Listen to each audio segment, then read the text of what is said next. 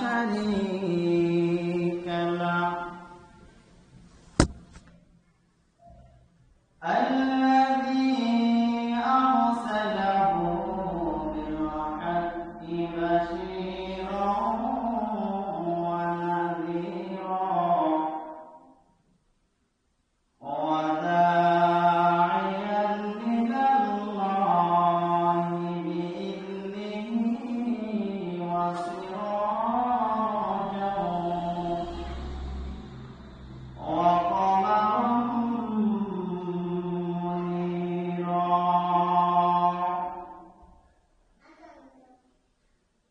أما بعد فأعوذ بالله من الشيطان الرجيم.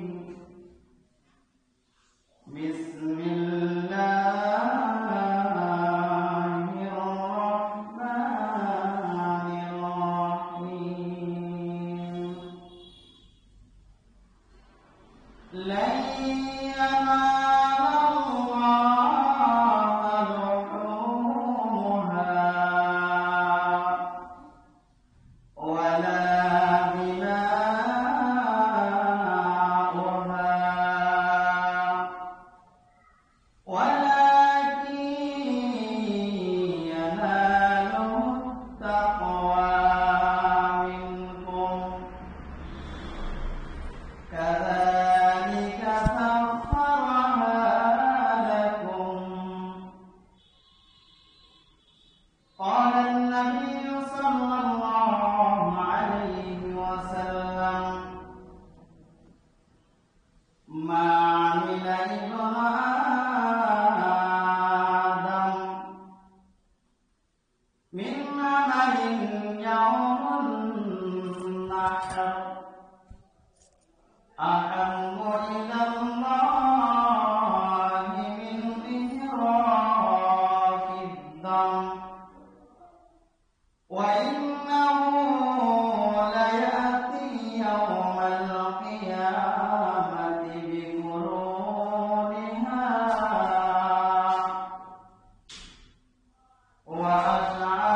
وأشعارها وأذنابها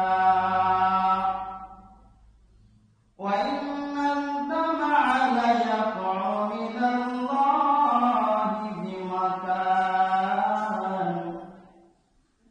قبل أن يقع بالأرض فتيبوا بها نفسا أو كما قال النبي عليه الصلاة والسلام.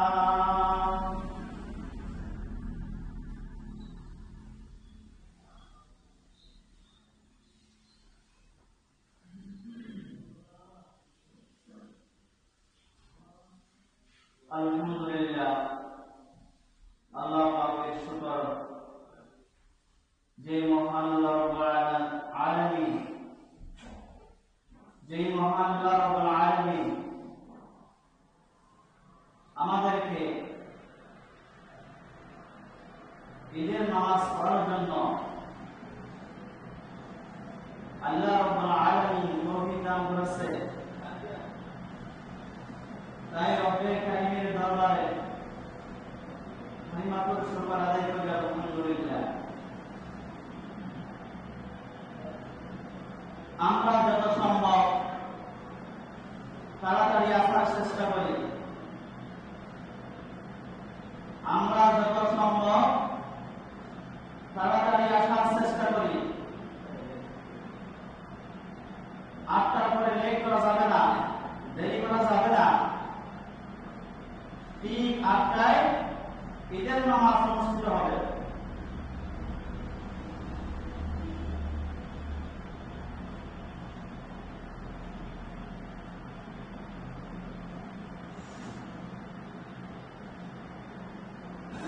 ঈদুল আজহার কিছু সুন্নাত, ঈদুল ফিতরের যেমন সুন্নাত আছে ঠিক তেমনি ঈদুল আজহার কিছু সুন্নাত আছে। ঈদুল ফিতরের যেভাবে সুন্নাত, ঈদুল আজহার একই নিয়ম।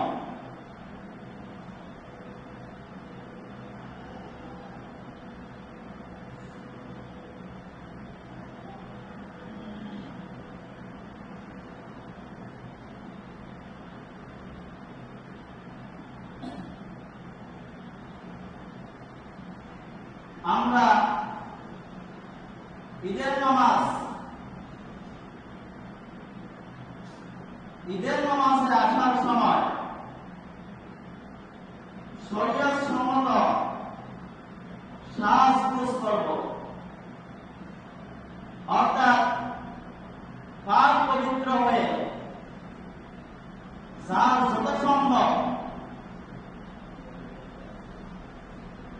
আতর স্নান ইত্যাদি ব্যবহার করে,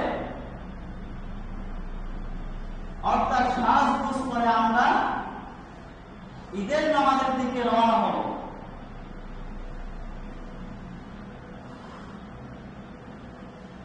অর্থাৎ ঈদের নামাজে আসার সময় সাজগোজ করে আসা, এটাও সুন্নাত।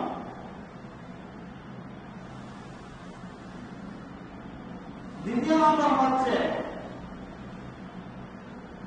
গোসল করা। ঈদের নামাজে আসার সময় গোসল করা। রাসূল কারীম সাল্লাল্লাহু আলাইহি ওয়াসাল্লাম হাদিসের মধ্যে বলেন, তোমরা যখন ঈদের আজহার নামাজ পড়তে যাইবা, অর্থাৎ ঈদের নামাজের জন্য তোমরা পড়তে যাইবা, ইয়াগতাসিলু ফীহি, অর্থাৎ তোমরা গোসল করে ঈদের নামাজের দিকে রওনা হবা, ঈদগাহে রওনা হবা গোসল করে।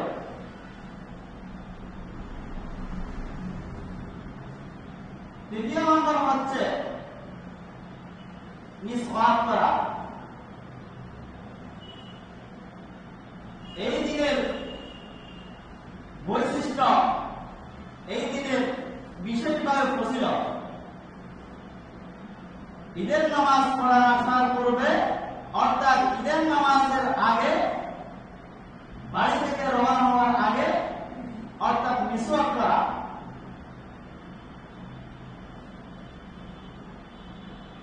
হাদিস শরীফের মধ্যে রাসূল কারীম সাল্লাল্লাহু আলাইহি ওয়াসাল্লাম বলেন, আসওয়াকু মাতহারাতুন বিল ফাম ওয়া মারদাতুন লির রাব্বি। মিসওয়াক করলে রব্বুল আলামিন খুশি হয়।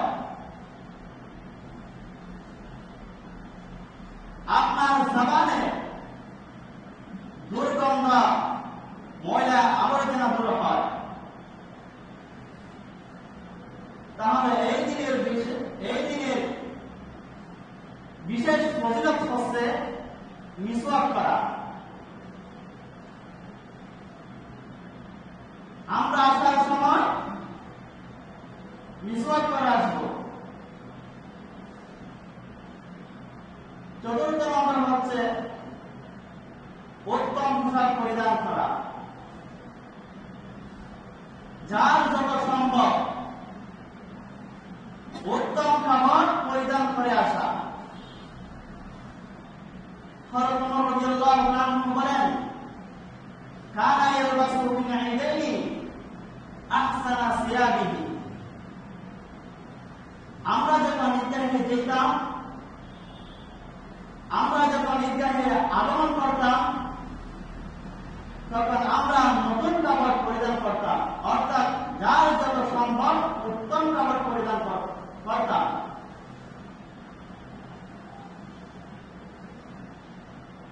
আমরা আসার সময় যার যত সম্ভব উত্তম কাপড় পরিধান করে আসত। পঞ্চম নম্বর হচ্ছে সুগন্ধি ব্যবহার করা। সুগন্ধি ব্যবহার করা,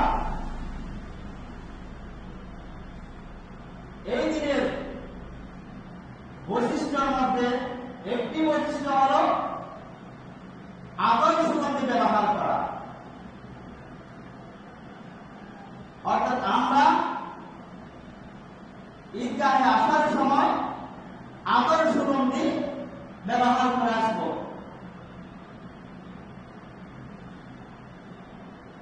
আমরা এখন পর্যন্ত যারা আসি নাই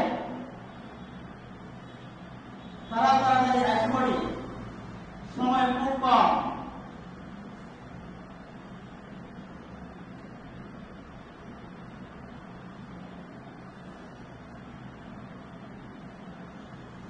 ষষ্ঠ নম্বর হচ্ছে ভোরবেলা ঘুম থেকে ওঠা, অর্থাৎ একদম সময় খুব ভোরবেলা ঘুম থেকে ওঠা এই দিনের বৈশিষ্ট্য, অর্থাৎ সুন্নাত। রাসূল করিম সাল্লাল্লাহু আলাইহি ওয়াসাল্লামের জামানায় সাহাবীরা একদম সকালে ভোরবেলায় ঘুম থেকে উঠতেন, অর্থাৎ ঈদের নামাজের তৈরি হওয়ার জন্য সাহাবীরা একদম সকালে ঘুম থেকে উঠতেন।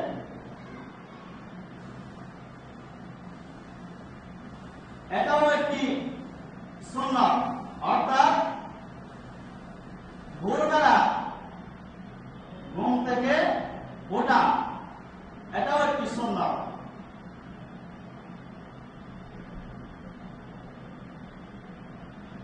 অষ্টম নম্বর হচ্ছে ঈদের নামাজ ঈদগাহে গিয়ে পড়া।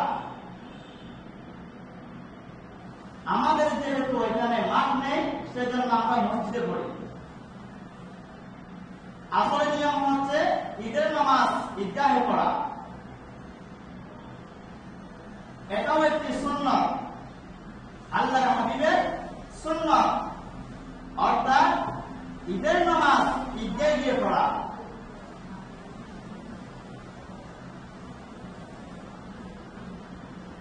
এরপর হচ্ছে কিছু পানাহার না করা, অর্থাৎ ঈদের নামাজের আগে কোনো কিছু আহার না করা, এটাও একটি সুন্নাত, অর্থাৎ কোনো কিছু না খেয়ে আসা, এটা একটি সুন্নাত। কিন্তু ঈদ উল ফিতরের বিপরীত, ঈদ উল ফিতরের দিন ঈদের নামাজ পড়ার আসার আগে কিছু মিষ্টি দ্রব্য খেতে হয়, কিন্তু ঈদ উল আযহা হচ্ছে অর্থাৎ কিছু না খেয়ে আসা, এটাও একটি সুন্নাত। আরেকটি হচ্ছে ঈদের নামাজ ঈদগাহে গিয়ে পড়া। আরেকটি হচ্ছে সকাল সকাল ঈদগাহে যাওয়া, ভোরবেলা একদম সকালে, অর্থাৎ ঈদের নামাজ পড়তে আসা ভোরবেলা, অর্থাৎ খুব সকালে। এখন তো আমরা দেরি করে ফেলি, বিলম্ব হয়ে যায়। আল্লাহর নবীর এই সুন্নাতের মধ্যে একটি সুন্নাত হচ্ছে ভোরবেলা ঈদের নামাজ পড়তে আসা। আমরা যারা এখনো পর্যন্ত আসি নাই, তারা শহরে শহরে ঈদের নামাজ পড়ার জন্য আসার চেষ্টা করি।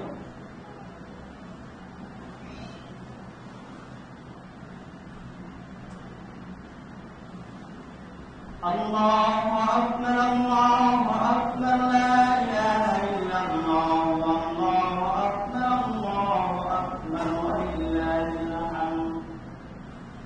আল্লাহু আকবার, আল্লাহু আকবার, লা ইলাহা ইল্লাল্লাহ, আল্লাহু আকবার, আল্লাহু আকবার, ওয়া লিল্লাহিল হামদ। সময় খুব কম, আমরা যারা এখনো পর্যন্ত আসি নাই তারা তাড়াতাড়ি এসে পড়ি।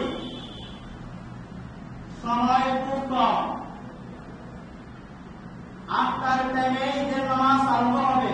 আমরা যারা এখনো পর্যন্ত আসি নাই তারা তাড়াতাড়ি করে মসজিদের দিকে এসে পড়ি।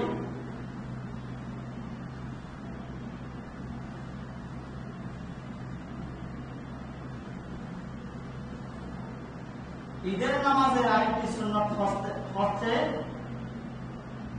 রাস্তা পরিবর্তন করা। ইযা কানা ইয়াউমু ঈদিন খালাফাত তরিক, অর্থাৎ এক রাস্তা দিয়ে যাওয়া অন্য রাস্তা দিয়ে ঘুরে আসা, এটাও একটি সুন্নাত। এক রাস্তা দিয়ে যাওয়া অন্য রাস্তা দিয়ে আসা, অর্থাৎ রাস্তা পরিবর্তন করা, এটাও একটি সুন্নাত। আরেকটি হচ্ছে পায়ে হেঁটে ঈদগাহে যাওয়া, অর্থাৎ ঈদের নামাজ পড়তে যাওয়া। পায়ে হেঁটে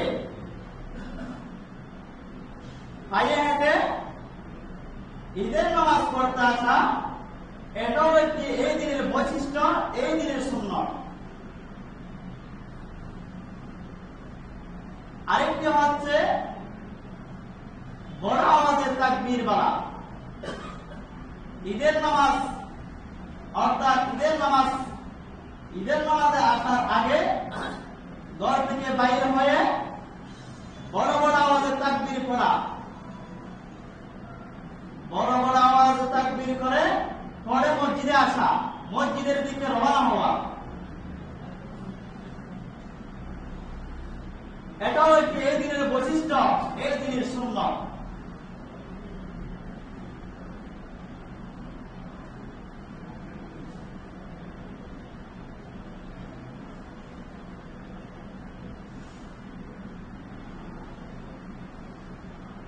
কোরবানির আলোচনা। আমরা যারা কোরবানি করি, কোরবানির গোশত আমরা তিন ভাগে বিভক্ত করব। 3 ভাগে বিভক্ত করা মুস্তাহাব। এক ভাগ হচ্ছে নিজের জন্য,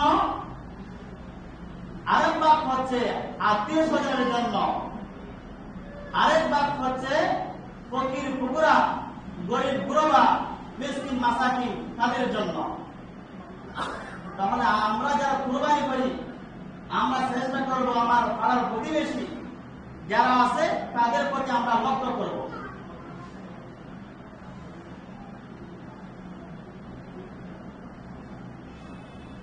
আর আমরা জন্তু জবাই করার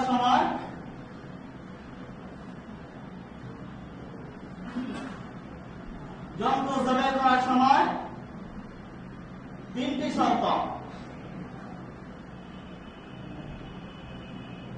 শর্ত আমরা পালন করব। 1 নম্বর হচ্ছে যিনি কুরবানি করেছেন, অর্থাৎ যিনি ছুরি চালাবেন, অর্থাৎ জন্তু জবাই করবেন, তিনি মুসলমান হতে হবে। সুতরাং কোন মুসলিম যদি জবাই করে, জবাই হালাল হবে না। 2 নম্বর হচ্ছে জন্তু জবাই করার সময় বিসমিল্লাহ বলতে হবে। বিসমিল্লাহ আল্লাহু আকবার, এই কথাটি উচ্চারণ করতে হবে। 3 নম্বর হচ্ছে জন্তুর মধ্যে 4টি রগ আছে গলার মধ্যে। এই 4টি রগ থেকে যে কোনো 4টি অবশ্যই, যে কোনো 3টি অবশ্যই কাটতে হবে, না হলে সহি হবে না, জন্তু জবাই সহি হবে না। খাদ্য নালী, শ্বাস নালী, তার 2 পাশে 2টি